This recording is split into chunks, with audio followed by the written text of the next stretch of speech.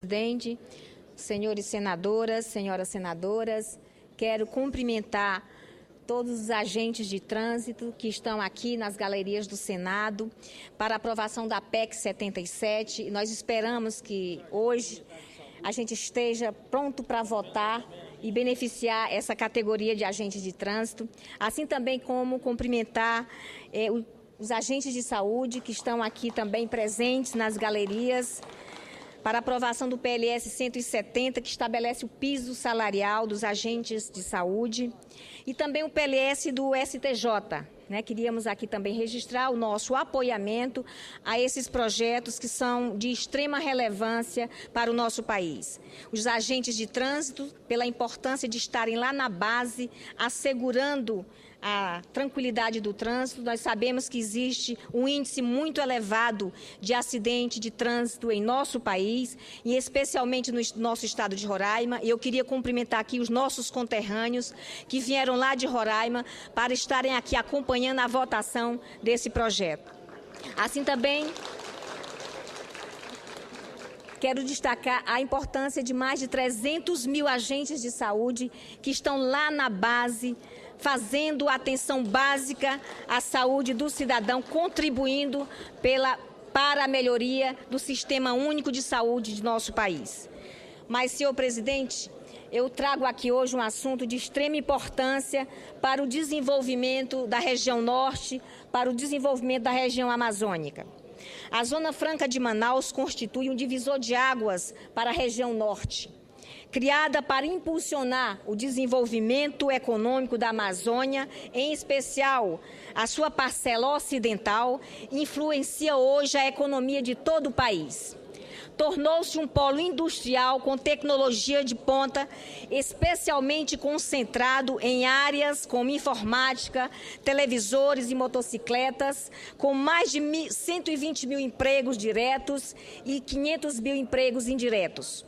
Não se imaginaria hoje a nossa Amazônia sem a Zona Franca de Manaus, uma das mais bem-sucedidas ações de desenvolvimento regional em todo o mundo.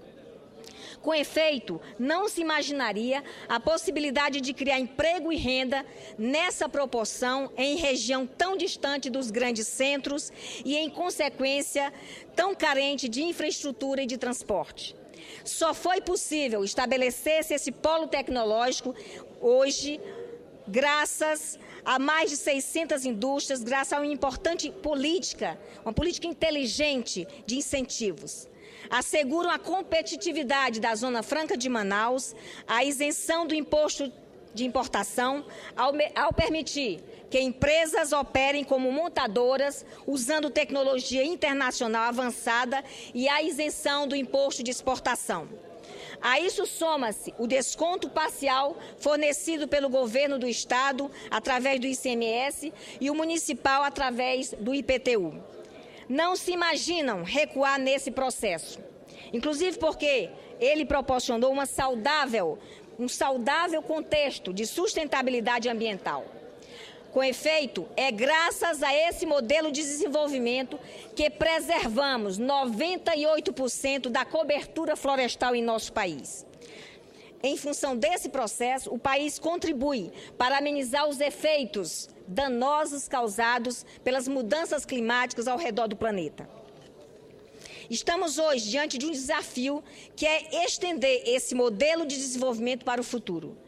Torna-se imperativo, nesse sentido, intensificar o adensamento das cadeias produtivas, buscar a internacionalização da indústria lá instalada e que se venha a instalar, além de expandir os efeitos positivos desse modelo em toda a sua área de abrangência. Isso significa, senhores senadores, a alavancagem do processo de industrialização das áreas de livre comércio com base nas potencialidades regionais.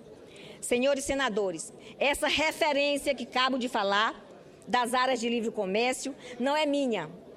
Citei aqui a exposição de motivos em que o ministro da Fazenda, Guido Mantega, e o então ministro do Desenvolvimento, Indústria e Comércio, Fernando Pimentel, submetem à presidenta Dilma Rousseff a proposta de emendar a Constituição que prorroga por mais de 50 anos o prazo de vigência da Zona Franca de Manaus.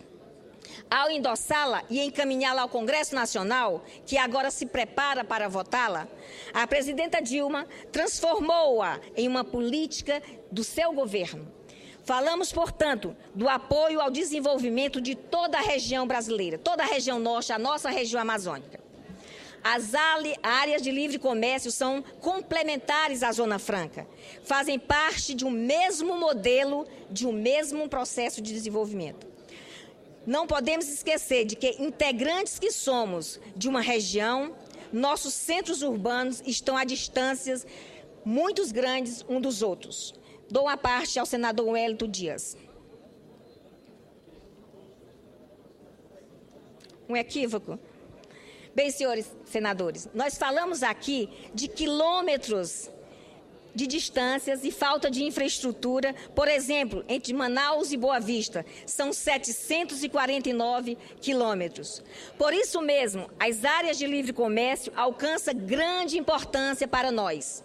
Em nosso estado, Roraima, foi muito importante a criação das áreas de livre comércio de Boa Vista e de Bonfim, pelo então presidente Luiz Inácio Lula da Silva, em 2008, quando foram criadas as duas áreas de livre comércio.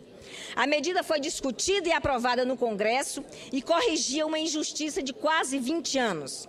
Na verdade, as áreas haviam sido criadas ainda no governo Collor, mas nunca efetivamente implantadas. Sem as áreas de livre comércio, estando ao lado tanto da Zona Franca de Manaus, quanto das áreas de livre comércio de Santa Helena, na Venezuela, e Leten, na Guiana, a economia de Roraima sofria cada vez mais a evasão de recursos. Imagina Roraima entre várias zonas francas, do Amazonas, de Leten, na Guiana e da Venezuela. É por isso que as áreas de livre comércio garantem, se corretamente implementadas, um alívio para os comerciantes locais, que passam a usufruir dos mesmos benefícios da Zona Franca de Manaus, além de garantir a circulação do dinheiro na própria região. Com isso, haverá geração de novos empregos e a dinamização de toda a economia local. Concedo uma parte ao nobre líder do governo, senador Eduardo Braga. Senadora, o pronunciamento de Vossa Excelência é extremamente pertinente e traz ao conhecimento do Senado da República uma realidade bastante própria do estado de Roraima e bastante característica de um estado que tem fronteira com áreas de isenções fiscais, as conhecidas zonas francas. Defendemos a área de livre comércio, as áreas de livre comércio do estado de Roraima, defendemos as áreas de livre comércio do estado do Acre, a bancada do Amazonas não tem nada contra, apoia, e inclusive estamos defendendo uma discussão com o governo para que o prazo de prorrogação seja ou igual ou o mais próximo possível daquilo que estamos lutando em torno de um projeto que é industrial, não é comercial, mas é industrial, que é o caso da Zona Franca de Manaus. Apenas para declarar a Vossa Excelência e a todos que nos assistem o apoio, o entendimento, a solidariedade da bancada do Amazonas com relação às áreas de livre comércio.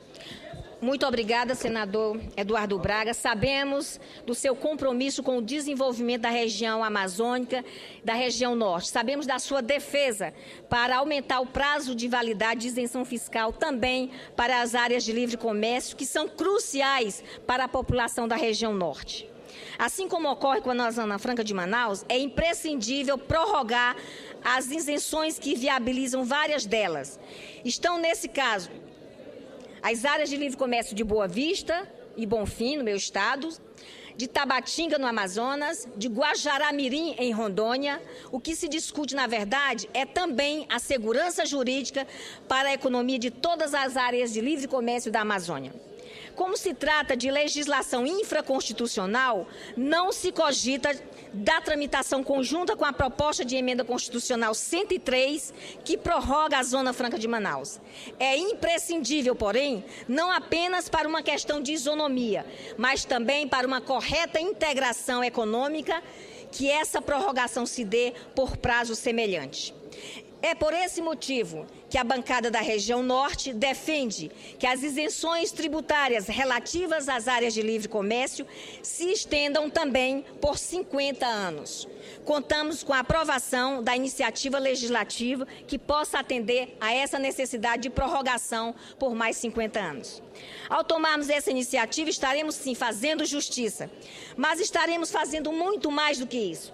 Estaremos garantindo a sobrevivência de um modelo bem-sucedido que proporcionou o desenvolvimento de toda uma região, abrindo empregos, criando renda e internalizando a tecnologia avançada.